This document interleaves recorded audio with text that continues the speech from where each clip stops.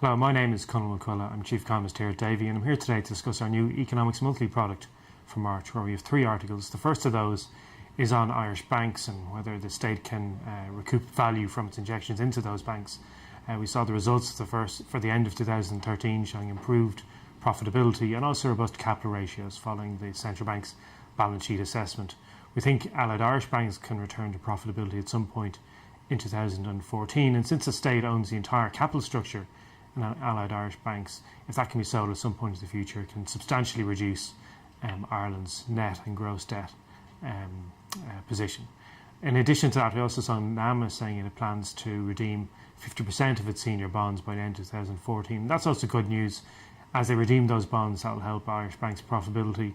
It also raises the possibility that NAMA itself will return value to the state as it sells off its remaining assets. The second note is on recent Irish GDP data.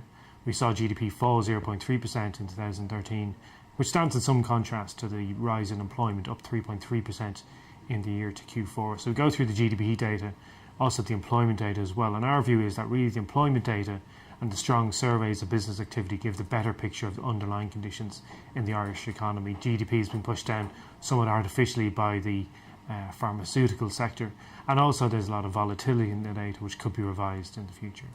The third article is on yesterday's budget in the UK.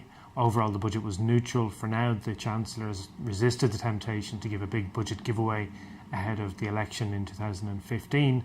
Overall, he locked in lower spending in 2013.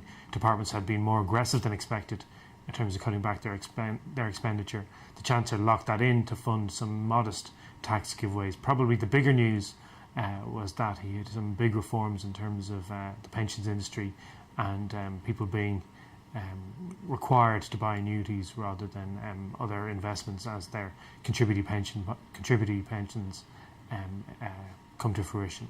So for more on this, please see our website www.davy.ie.